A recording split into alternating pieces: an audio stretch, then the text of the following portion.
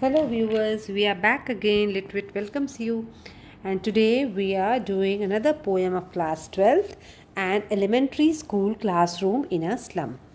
आज हम 12th की एक और पोएम करने वाले हैं जिसका नाम है an elementary school classroom in a slum written by Stephen Spender. Okay, मैं थोड़ा आपको एक ब्रीफ इंट्रोडक्शन बताऊंगी एंड देन पोएम के बारे में बताऊंगी. After that we will move on to the lines. फिर मैं लाइन्स को एक्सप्लेन करके बताऊंगी. Okay, so begin. Let us begin now. The poem is Elementary School Classroom in a Slum. The poet's name is Stephen Spender. Stephen Spender ने इस poem को लिखा है. Stephen Spender was born on 28 फरवरी 1909 में born हुए थे and he died on, उनकी मृत्यु कब हुई थी? 16 जुलाई 1995 में. And he was an English poet and an essayist also. और इस पोएम में स्टीफन स्पेंडर एक true picture of the life of the school children living in a slum के बारे में बताते. एक ऐसा रियलिस्टिक पिक्चर बताते हैं, इतना रियल लाइफ पिक्चर बताते हैं कि हमारे अंदर एक फीलिंग, थॉटफुलनेस आ सकता है उससे पोएम को पढ़ने के बारे में. क्योंकि इस पोएम के ज़रिए पोइट हमें दिखाना चाहते हैं कि एक ऐसी भी दुनिया है जहाँ पर वो स्लम क्लासरूम में हमें ले जाना चाहते हैं, जहाँ वो बच्चे हैं जिन्हें हमारे सर्वाइवल के जो बेसिक नीड्स हैं, फूड, वाटर, एक हेल्दी लाइफ, एक उम्मीद, एक रोशनी, एक कुछ आगे बढ़ने की चाह, ये बेसिक ह्यूमन राइट्स भी डिनाइड हैं.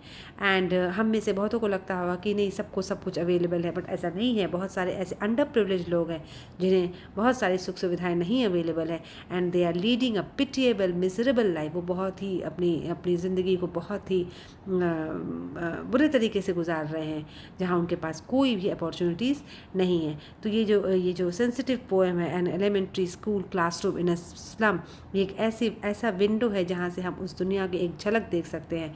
और स्टीफन स्पेंडर ने बहुत ही अच्छे से प्रस्तुत किया है एक real life picture of Islam classroom, जिसे हम सबको पढ़ना चाहिए. और अगर हम थोड़ा भी उसके प्रति संवेदनशील होते हैं तो that is a big success.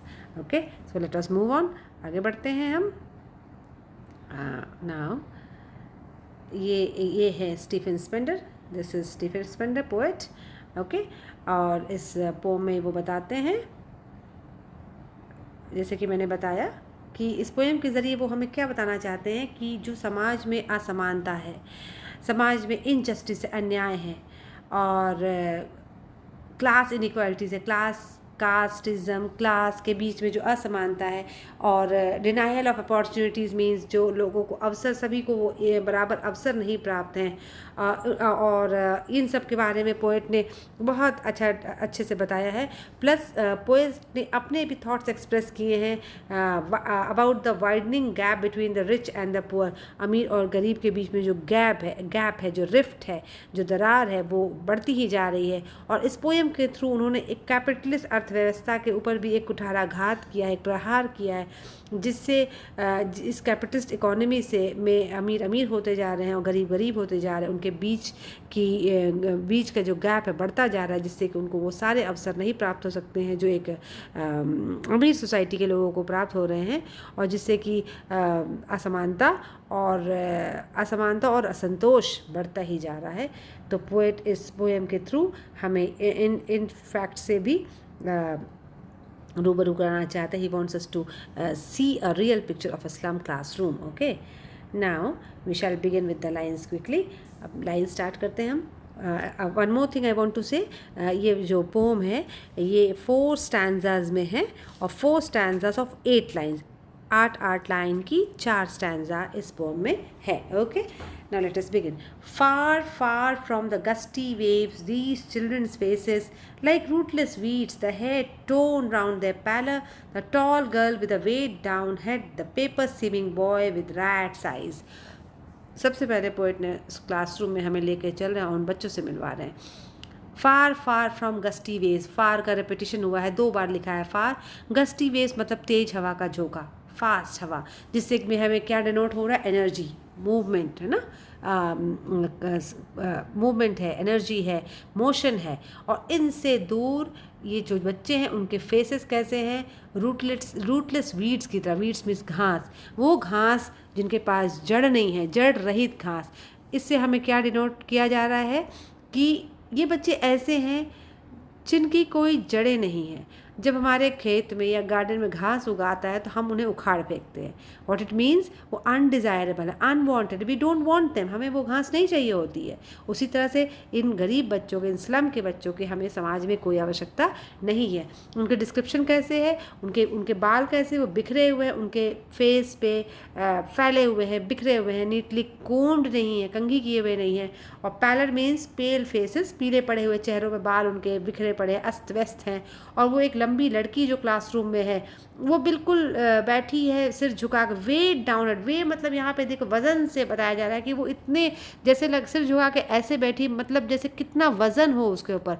वज़न किस चीज़ का हो सकता है, या तो जिम्मेदारी ज़्यादा हो उस पर, गरीब हो, गरीबी का वज़न हो, या और भी घर के हालात ऐसे हो जिससे वो अपने आप को वेट डाउन समझ रही है, कोई एनर्जी नहीं है उसमें।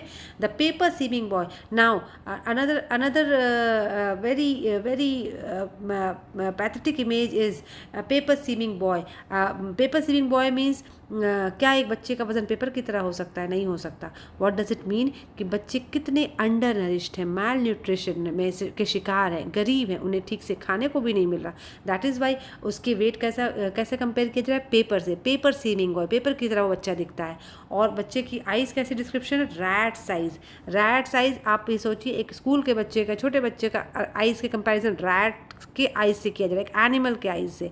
रैट या तो वो रैट कुछ खाने को ढूंढ रहा हो या शिकार को ढूंढ रहा हो, इस तरह की आइज़ हैं उसके। ये नहीं बताया गया है कि bright eyes, shining eyes. That means वो बच्चे बहुत ही पुअर कंडीशन, पैथेटिक कंडीशन में है। The stunted unlucky heir of twisted bones. एक और बच्चा है जो कि बौना है, स्टंटेड, उसकी अच्छे से ग्रोथ नहीं हुई, वो अनलकी है। अनलकी एयर मतलब अनलकी, उसका किस चीज़ से अनलकी, उसने अपने पिताजी से विरासत में एक डिसीज़ मिला है उसे, नाल डिसीज़ ऑफ ट्विस्टेड बोन, उसकी हड्डियाँ टेढ़ी मेढ़ी हैं और ये बीमारी उसे वंशानुगत है, उसे अपने पिताजी से मिला है। और वो बच्चा क्या कर रहा है, अपने डेस्क में बैठ करके एक लेसन को रिसाइट कर रहा है, लेसन को पढ़ रहा है। लेकिन अगर कोई उसे देखे तो किसी को पाठ नहीं सुनाई देगा, बल्कि उसकी बॉडी की, उसकी फिजिक की वो विकृत दशा दिखाई देगी। That is why it is said reciting a father's gnarled disease. कोई भी व्यक्ति अगर उसे देखे तो पहले वो उसकी कुरूपता या उसकी विकृतता देखेगा, तब उसके बाद ही उसके लेसन सुन सकेगा, ये बताया जा रहा है। At the back of the dim class one unnoted sweet and young. और उस क्लास के लास्ट में, बैक में, at back of the dim, class कैसा है, डिम, रोशनी रहित, डिम है, वहाँ प्रॉपर लाइट नहीं है। वहाँ पे एक अननोटेड मतलब जिसे किसी ने नोटिस ना किया हो, स्वीट एंड यंग, एक और कोई बच्चा है, उसकी आंखें का description, his eyes live in a dream. उसकी आंखों में क्या है, एक सपना है। उस बच्चे की आंखों में क्या है, एक सपना है, जो कि पीछे एक और बच्चा बैठा है अननोटेड, उसकी आंखों में एक सपना है।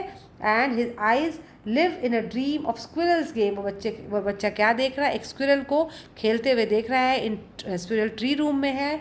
अदर दैन दिस, और अदर दैन दिस मतलब बच्चा इस डिम लाइटेड रूम में नहीं है, इस गंदे से रूम में नहीं, बल्कि वो बाहर एक स्क्विरल को खेलते हुए देख रहा है। उसकी आंखों में क्या हमें डिस्क्रिप्शन मिल रहा है कि his eyes live in a dream of squirrel's game. That means he has some hope, he has some liveliness, may be it is, जैसे कि स्टैंजा में बताया जा रहा है।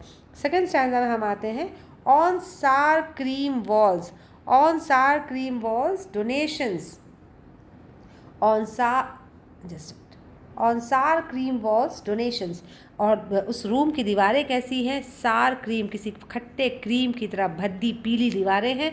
वहाँ पे क्या, किससे सजी हुई है, डोनेशन से, जो लोगों ने दान में दे दिया है चीज़ों को, स्कूल संबंधित मटेरियल को जो दान में दिए गए होंगे, उनसे उस क्लास की दीवारें सुसज्जित हैं। और क्या सजा हुआ है, शेक्सपियर है। शेक्सपियर एक बहुत प्रसिद्ध लेखक रहे हैं, ऑथर रहे हैं और एक्टर भी थे। तो उनका एक फ़ोटो था। एंड क्लाउडलेस एट डॉन मतलब एक ऐसी सुबह। और भी जो चित्र वहाँ पे दीवारों पे हैं, वो हमें एक सिविलाइज सोसाइटी को दिखाते हैं। और कैसे कैसे चित्र हैं, एक अच्छा सा मॉर्निंग का चित्र है जिसमें कि क्लाउड रहित सुबह, बादल रहित स्वच्छ सुबह, सिविलाइज्ड एक गुंबद है राइडिंग ऑल सिटीज जिससे पूरे सारे शहरों को देखा जा सकता है। बेल्ट फ्लारी टायरोलिस वैली, और एक टायरोलिस घाटी का डिस्क्रिप्शन है जो कि एक यूरोपियन प्लेस है, वहाँ पे अच्छे अच्छे फूल हैं और एक खूबसूरत घाटी है, उसके चित्र लगे हुए हैं। Open handed map awarding the world it's world. Now this line is very significant, ये बहुत इंपॉर्टेंट है। Open handed map means, map मतलब मानचित्र होता है। ओपन हैंडेड मैप है जो पावरफुल लोग होते थे पहले, फॉर एन एग्जाम्पल हिटलर हो गए या और भी जिनके हाथों में शक्ति थी, जो शक्तिशाली हुआ करते थे, वो मैप अपने हिसाब से बना लेते थे। अपने हिसाब से बनाने का मतलब कि वो जिस टेरिटरी को कब्जा कर लिया या जिन टेरिटरी को जीत लिया वॉर्स के थ्रू, मैप उसी हिसाब से बन जाता था। और awarding the world it's world, और दुनिया को वो वही पेश करते थे कि ये दुनिया है, यहाँ तक हमारा है, यहाँ तक। मैप में भी जो बॉर्डर्स होते हैं, इट सिंपली मीन्स कि power creates territory, that is मतलब इम्प्लीकेशन की पावरफुल लोग की दुनिया होती है। This is the indication. And yet for these children these windows not this map their world, लेकिन इन बच्चों के लिए just a minute, where all the futures painted with a fog, इन बच्चों के लिए इस मैप में या इन वॉल्स में जो टंगे हुए चित्र हैं, इनसे कोई दूर दूर का वास्ता नहीं है, बिकॉज इनकी लाइफ, इनका फ्यूचर कैसा पेंटेड, एक फॉग से पेंटेड, मतलब इनकी ज़िंदगी धूमिल है, इनके लाइफ में कोहरे की धुंध है। They have no light, they have no hope, a narrow street sealed in with lead sky. Generally sky का कलर कैसा होता है, ब्लू। अगर बादल रहित स्काई है तो बहुत अच्छा सा ब्लू। बट दीज चिल्ड्रन ये स्लम में रहते हैं, झुग्गी झोपड़ी में रहने वाले हैं, तंग गलियों से होकर गुजरते हैं, इनके घरों में धूप नहीं पहुंचती, इनके पास गंदगी में रहते हैं। इनके लिए इनका जीवन, इनका लाइफ, इनका world is sealed with lead sky, एक धूसर रंग के आसमान से लिप्त है।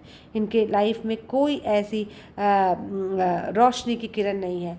Far far from rivers, capes and stars of words, और इनकी लाइफ इन नदियों से, इन घाटियों से, इन केप्स से, इन स्टार्स ऑफ वर्ड से, जो शब्द शायद शेक्सपियर ने लिखे होंगे, उनसे बहुत ज़्यादा दूर, धूमिल, अंधकार में, गंदगी से भरा, बीमारियों से भरा, तंगियों से भरा, ऐसी इनकी दुनिया है। इसका स्टीफन स्पेंडर ने बहुत ही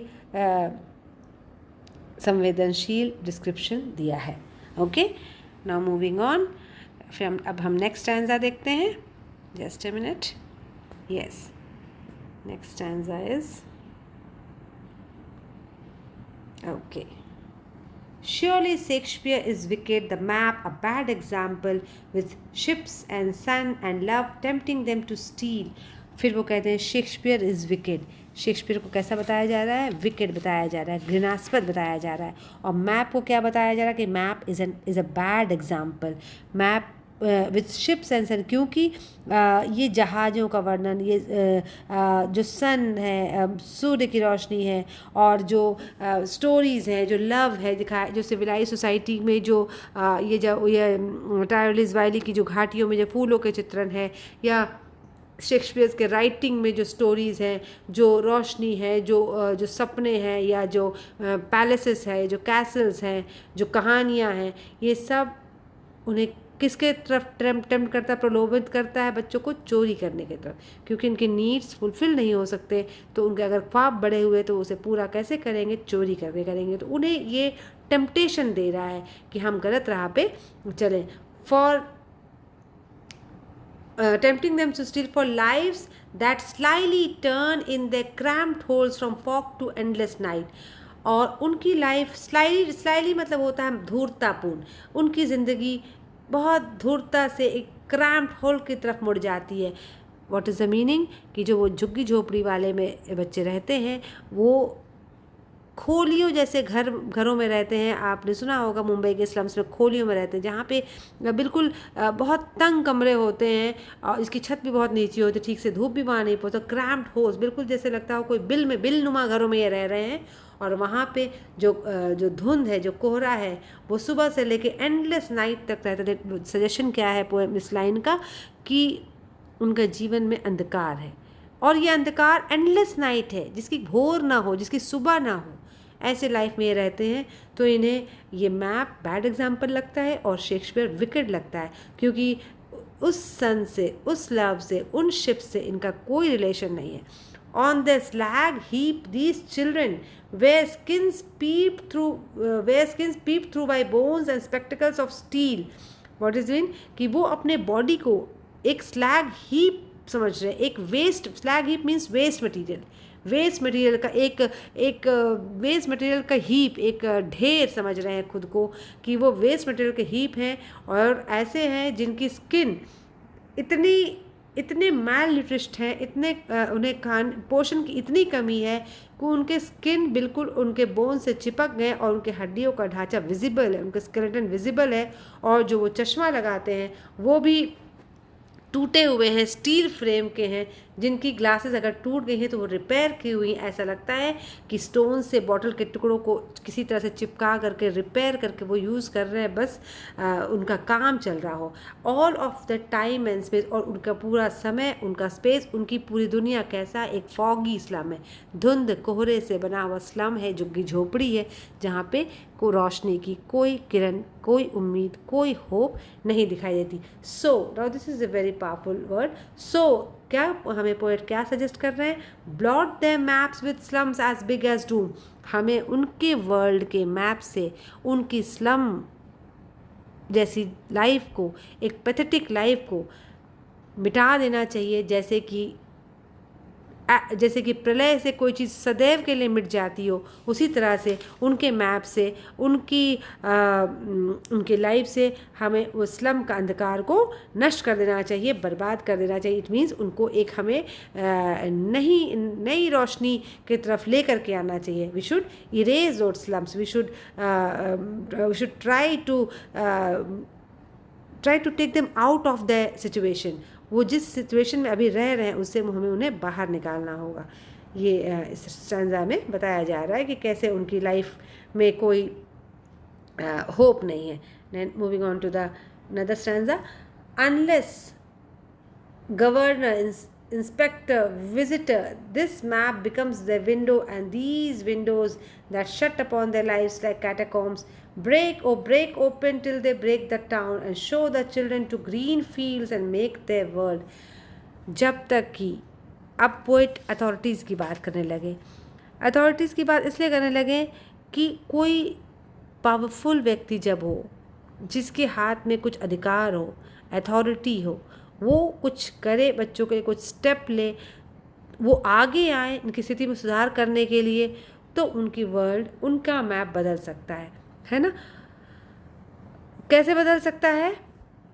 कोई गवर्नर, कोई इंस्पेक्टर, कोई विजिटर जो उनसे कभी मिलने आया हो, कोई सेलिब्रिटी, कोई सोशल वर्कर, कोई समाज सुधारक, ऐसा कोई व्यक्ति आए और उनके मैप को एक विंडो बनाए। कैसा विंडो? ऐसी खिड़की बनाए जो उनकी खिड़कियों को ऐसी खिड़की बनाए जो उनके लिए ऐसी खिड़की बने, वो जो गवर्नर है, इंस्पेक्टर है, विजिटर, वो उनके लिए ऐसी खिड़की बने जिससे कि उनकी लाइफ जो कैटाकोम्ब की तरह शट है, कैटाकोम्ब मतलब होता है कब्रिस्तान जो होता है, धरातल के नीचे जो कब्रिस्तान होता है उसे कैटाकोम्ब बोलते हैं हम लोग।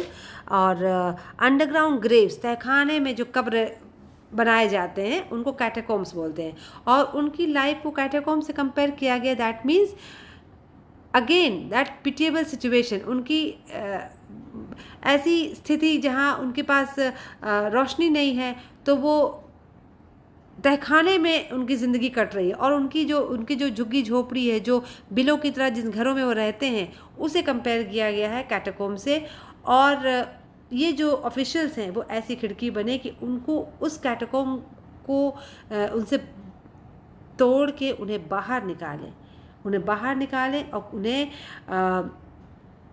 एक ऐसे अवसर के प्रदान करें कि वो उस स्लम लाइफ को, उस वर्ल्ड को तोड़ दें और उन्हें बाहर निकालें। And show the children to green fields, बच्चों को कहाँ लेकर के आएँ? ग्रीन फील्ड्स में। और फिर वो बच्चे दुनिया का विस्तार देखें और इस दुनिया को जानें। वो बच्चे आज़ादी से, फ्रीडम से, run azure on gold sands and let their tongues run naked into books. वो बच्चे फुल फ्रीडम से, पूरे उत्साह से, पुरानी बातों को भूलकर हरे भरे मैदान में खेल सके, दौड़ सके। वो रेत पर नीले आसमान के नीचे दौड़े और भागे और चीज़ों को फील करें, उनको एक्सप्लोर करें, उन्हें छू करके देखें, महसूस करके देखें, समझ के देखें। तब जाके उनके अंदर एक जागरूकता, एक क्यूरियोसिटी पैदा होगी और वो किताबों को पढ़ें। And let their tongues naked into books means वो बुक्स को रीड करें। रन नेकेड मीन्स बिल्कुल खुल के बुक्स को रीड करें, over and over again read करें, हर पन्नों को रीड करें। Books the white and green leaves open. और वो एनवायरनमेंट में ग्रीन लीव्स मीन्स यहाँ पे नेचर की बात बताई जा रही है कि बिना कोई रुकावट के, कोई उन्हें ऑब्स्ट्रक्शन ना हो, कोई उनके लिए लिमिटेशंस ना हो, और ऐसे में वो खुले वातावरण में वो नेचर को महसूस करें, वो बुक्स को रीड करें, वो उन्हें छू के देखें, पढ़ के देखें, लिख के देखें। उनको इस तरह के अवसर मिलने चाहिए। The sense of the stanza is कि उन्हें उस तरह के अवसर मिलने चाहिए जब उनके अंदर के हेजिटेशन, उनकी डर ख़त्म हो, उनकी जिज्ञासा बढ़े, उन्हें उनके अंदर एक आशा की किरण जगे, उनके लिए वो उनकी आंखें फिर से सपना देखने योग्य बने। उन्हें हम ऐसी स्थिति जब देंगे तो उनके लिए एक नया वर्ल्ड उनको मिलेगा, जिससे कि वो भी आगे बढ़ने की चाह रखेंगे। उनके अंदर भी कोई तो प्रतिभा होगी जो निखर करके सामने आएगी जब हम उन्हें अवसर देंगे, जब हम उस लम्ब से बाहर निकालेंगे जहाँ वो रहते थे, जहाँ वो बिल्कुल बोझ से दबे हुए थे, वो बीमारियों से ग्रस्त थे, जब वो अंडर नरिश थे, उन्हें पोषण की कमी थी, उन्हें अच्छे खान पान की कमी थी।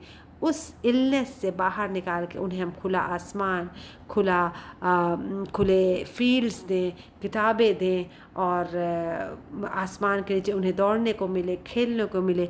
उस तरह से उनकी मेंटल, फिज़िकल और इमोशनल ग्रोथ हो। जब उनकी ऐसी ग्रोथ होगी then they are in a new world. तब उन्हें रियल सेंस में एक ऐसी दुनिया मिलेगी जिसे वाकई चाइल्डहुड में ज़रूरत है। And the last line is very important, history is theirs whose language is the sun.